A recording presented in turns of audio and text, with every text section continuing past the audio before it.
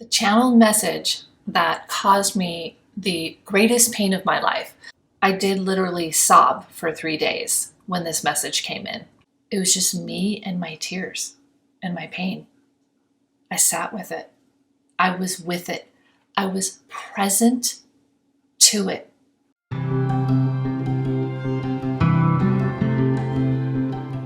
At least this particular situation, it was the gateway for me to fully understand the pathway to healing. And so you have to think about it this way. I was meant to be a coach to help others in their pathway to healing. So the way it happened for me is I was in the pit. I experienced pain of great magnitude so that I could fully understand, have compassion, empathy, know what it's like to be here and move to the other side of the fence where the grass is truly greener, where there is love, joy, peace, meaning, fulfillment every day in the present moment, rather than living in the past every day, reliving the pain of the past. So let's go back to this channeled message. I was at the point in my journey where I had really embraced self-love. And I just want to stop here and say that was a big one. When you didn't feel loved in childhood, you didn't feel encouragement, my parents weren't capable of offering affection and emotional support, I had to learn how to give that feeling of love to myself as an adult. And I remember hearing spiritual leaders and teachers talk about self-love, and thinking, okay, I've gotten a pedicure every week this month. I still self-loathe. And I was really having a hard time bridging that gap. Well, I finally was able to bridge that gap over practice and time. And that's another video of how I created self-love. But I absolutely had this self-love. So I believe that's why this is when this message came, because I was equipped with the self-love. I could easily give it to myself then. We're only given what we can handle. And, sometimes not all of us are to have this Kundalini awakening because it's just a bit too much for our system or maybe for what happened to us. Like we need to blossom like a flower with each petal just gently opening. I would say that was more of my journey. And so, don't discount the journey you're on. This is mine. And so I had the self-love, and that's why this message could come in. Because when I first share it with you, you're going to think, this sounds cruel. I can't believe you got this message. How painful. I mean, that doesn't even seem right. But there is a major silver lining. There's a rainbow at the end of this story. So let me just kind of try to give you some context along the way too. Basically, I would spend a lot of time journaling, and I just knew there was a lot to come through me because I've always known I was to teach and lead and coach. I suppose in my younger years, I just always knew I had that passion inside to share with others, to teach with others wisdom. And so I was gaining the wisdom. And so I would sit and journal. And, my son was probably middle school age, younger middle school age. I was probably about 4 years after my divorce, and our relationship was strained. And there's lots of reasons for that strain. Some have to do with, we were in one of those divorce situations where my son's father didn't want to have anything to do with me. And so that's really not a great example for your kid. This is the mother of your child. But, sometimes that's how it goes. And so I had to do the best I could under that circumstance. And this all ties together with the message because I was kind of the overworker, achieving and supporting the family while my son was young. His dad got to spend much more time with him, and I was pretty exhausted. But I still, I'm a mom, and I want to be an awesome mom. So like most moms who have young children, I think would attest, we were stressed and exhausted most of the time. But you still, you still try to create those moments, the fun and all of that. And, I'm like every other woman out there trying to be the best, trying to do everything. I was journaling and I asked the question, why is my son so angry with me? Why is there such a distance? And what can I do? And I would journal and I would sit with that. So I was definitely at that place where I could definitely sit with things and sort of wait for the answer. Well, on this day, and again, this is divine timing, but for some reason I did not have to work that day or for the next 3 days, because I did literally sob for 3 days when this message came in. So I was shown a picture in my mind's eye, and this was an actual photograph that was taken when my son was probably 14 months old, and I'm even getting choked up as I'm sharing this story because it was just so profound. It's not pain anymore, it's just emotion, and I'm going to allow it. But I was shown a picture on a day when my son was crying more than usual. I had to go to work and he was just clinging to me. And as moms, there's a certain detachment you have to do. You have to be like, I gotta go. And so yes, I hugged him and stuff, but he was clinging. And the moment I saw the photograph, because a picture was taken, because my parents happened to be in town with us. And so I was standing there with my son, his eyes are all red and he's clinging to me. And my mom is standing beside me. And I smiled for the picture and I just kind of had to detach, hand him over to mom and go to work. But I knew when I saw that photograph in my mind's eye, which was given from Great Spirit, I just knew the message in that moment. It's like, And the message I heard was, you energetically detached from your son in that moment when you went to work. You chose work and the accomplishment you felt you needed to have over him. Yeah.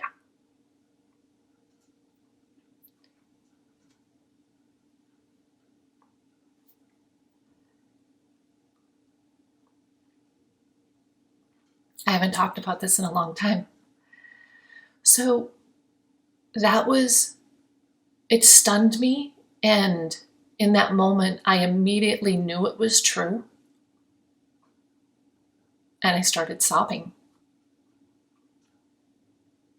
And I went and found the picture and I could barely look at it. I sobbed for 3 days. I didn't stop sobbing.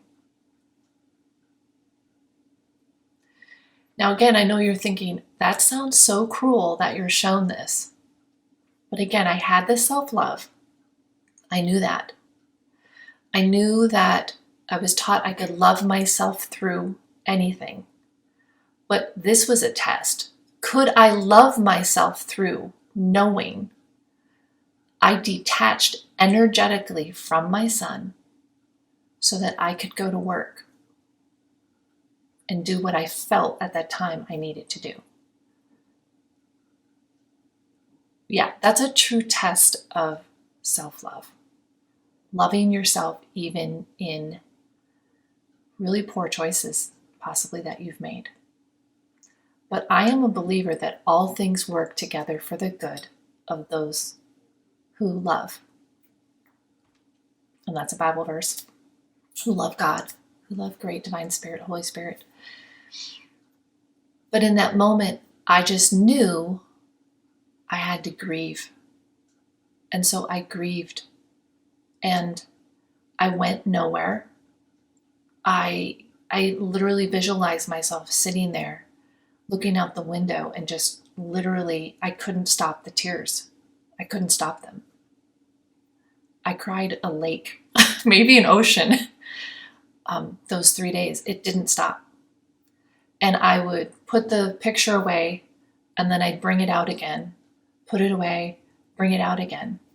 Now you have to understand, again, on that day, if we go back in time, I remembered that day. That's why it struck a chord with me. There was something about that morning when I left my son. It was different. His behavior was different. And so I believe what they were showing is that he felt me energetically having to detach to go do work. And he didn't want that to happen. I felt it too. I didn't want it to happen, but I felt I had no other choice. It's like you gear up, pull your big girl pants on, and you go do it. Sometimes we're not supposed to. Sometimes we pause and say, is there another way? I was in I have to mode, desperation mode. And of course, I've since discovered when we are living from our wounded inner child, our underdeveloped self is another way to call it, our wounded ego, we do feel I have to. We grasp. We're desperate. We're reaching. And I have great compassion for this girl because that's where she was. And so she didn't feel like she had any other options. And this strong desire to be seen, unconsciously, she thought that her job could give her that, to finally validate her. So the wounded inner child within can really dominate our life in such a way where it's kind of dictating what we do. I didn't see any other options other than going to work and really working hard and overachieving and being the one to support the family. I wasn't equipped with communication skills either to have these conversations with my mate and discover what could we do to make this better. I just was in treading water survival mode. That's where I was. I had not come to the place of consciousness where I knew and trusted in and believed in pure divine love to solve all. I wasn't there yet. And so let me give you some context of also where I did just allow myself to grieve. And this is where I did take personal responsibility, accountability, but at the same time, so much grace. Because let me explain the circumstances. I, again, had this childhood where I didn't feel loved, and I wanted so desperately to be approved by my parents, and probably especially my dad. And I didn't get it. So I wanted to get it from the owner of the high-end hair salon that I was working at and doing very well. So if you've experienced some sort of trauma, not being seen, not being understood, I think you can resonate with my story. The wounded ego, the wounded inner child with me so desperately needed to be seen. So that's the route I chose. Yes, I overworked. And so I was on that treadmill of overworking, trying to be pleasing. Yes, I got monetary success, but I was exhausted all the time, and I started to have physical health problems because, first off, we need to know I'm a sensitive, I'm an empath, I'm taking in so much in a hair salon with my clients. I'm relational, so I build relationships with people, whether I'm coaching you or doing your hair. I'm just relational. That's why I call myself a relational soul coach. I'm relational.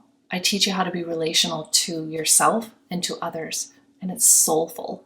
So I've always been that. And imagine like the hours I was working, it was insane. And then trying to be an amazing mother and wife, I still really thought that I tried to be those things. So at the time, without giving out too much information about my son's father, there was a lot going on there that I don't think is fair for me to share. But there was an addiction going on his part. I guess I had an addiction to work. So, there you go. And I definitely didn't feel loved, especially with his addiction. It affected me greatly. So I'm suppressing that but I had a child with this person, so I'm having to continue trying to juggle everything and do everything. I mean, that's just so much to carry. So at the same time that I had so much grace for myself for the situation I was in, this was not about judging me at all for making that decision, for the energetic detachment that happened. There's no judgment there. So there was so many beautiful things that came out of this experience because I fully understood my son now. So I also fully understood how I had to just absolutely be unconditional love and non-judgment toward my son because he didn't even understand why. And I knew that. I knew he didn't understand why he had this detachment from me, this distance from me, this inability to really open up to me. And so that opened the gate for me to learn how to absolutely unconditionally love a young middle school boy who is being pretty angry toward me, and how to hold space for love for him. That was powerful. To know that I brought him into the world and that I energetically detached from him, and so did he, and it was just so painful. Like, I didn't know if I would ever come out of that pain. But again, I had enough self-love and training and practice to just be with it. So I allowed myself to be with it. I didn't talk to anyone for those 3 days. It was just me and my tears and my pain. I sat with it. I was with it. I was present to it. This is where the gold is. I was present to it. Think of what we do in society. That's painful. Give me a pill so I don't have to feel. That is the opposite of what we need to do to heal. So I was with it, and I literally thought the pain would never end. And I didn't even go into the future with it. I just was in it. I thought I could wake up every day and each moment feel this painful. So day 2 happened, just as much pain as day 1. Day 3 happened, just as much pain. Still crying every moment, barely, I don't even know if I ate. And then on the evening of day 3,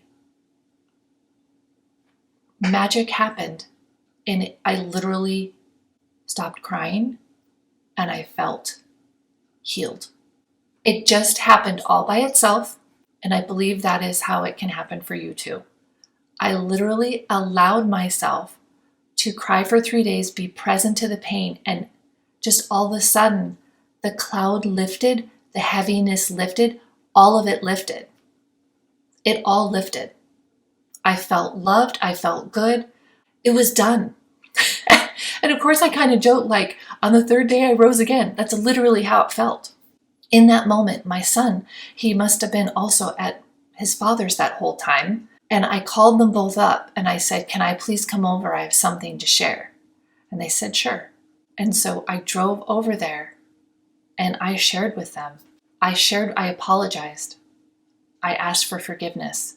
Because also in the 3 days, I realized that I did not go to my husband, my son's father, when we were married and say, I'm overwhelmed. I don't know what to do. Let's figure this out together. And again, when I was married to him and during this time, I didn't trust him to even have that conversation, but I never gave it a chance. And again, there's no judgment here. There's a reason I was shown this. The reason I was shown, it was such a strong message, is that I gave up on us.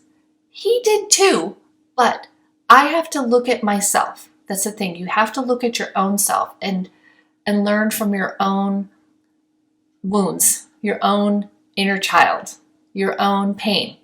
And when you come out of it, you realize that when you can be love, you actually help the other person rather than going after the other person with blame and shame. That doesn't work. When you can come toward them with love, you realize that love is the answer to everything. Love toward myself and even toward him. So I didn't list, you weren't doing this, you weren't doing that, you did not build safety and trust with me. I didn't feel like I could have that conversation with you. I didn't say those things to him. I just shared my role, asked for forgiveness, and it was powerful. I could feel my son soften and melt. And I cried when I shared, and I shared what I went through. I didn't care if they thought I was crazy or whatever. I didn't care. I trusted that my genuine heart and the love that I was feeling and had for them would do the speaking for me. And it did. It did the work for me. That started the path of my son really softening. And then I continued in the practice of the unconditional love toward him and showing him, modeling it. And it worked. We are energetically attached. There's great love there. There's understanding there. It's beautiful. I survived it. You can survive feeling pain for a few days. You can. Or a few moments. That's the beauty of feelings. They don't last. They're like waves. They come in and they come and they go. And if you're present to them, there's such great healing to be found there. And the key takeaway I want you to hear in all of this is no judgment towards self, loving oneself through it. And sometimes we need someone to come alongside of us. That's what us coaches do, or at least I do, and help us to feel, because it can be so scary and you can think that I can't handle it. But I want you to know you can. You do have a divine self. Your soul self is always there. But the wounded inner child can make you feel like she's not there. The wounded inner child can be so overwhelmed with her hurt feelings that you identify with her. But she's just reacting to something in the past, and she's reacting to it over and over again. And so your soul self can just take it all in. Your soul self, connected to Great Spirit, can hold space for all of it. And my 3 days of pain and coming out of that is such a beautiful example of it. If you have some deep feelings that you need to work through, it's really important that we've established strong self-love and to feel from a place of strength. And that is the first thing I do when I start coaching anyone. It's actually a really fun process. It's not even hard to do, you'll see, is we get to know you and how freaking amazing you are, because you are. And from that place of strength, we can then go to some of those painful feelings that your inner child is having. And I can teach you how to feel. And you'll realize that you're okay. You can do it. Okay? All right. Thank you. Be blessed.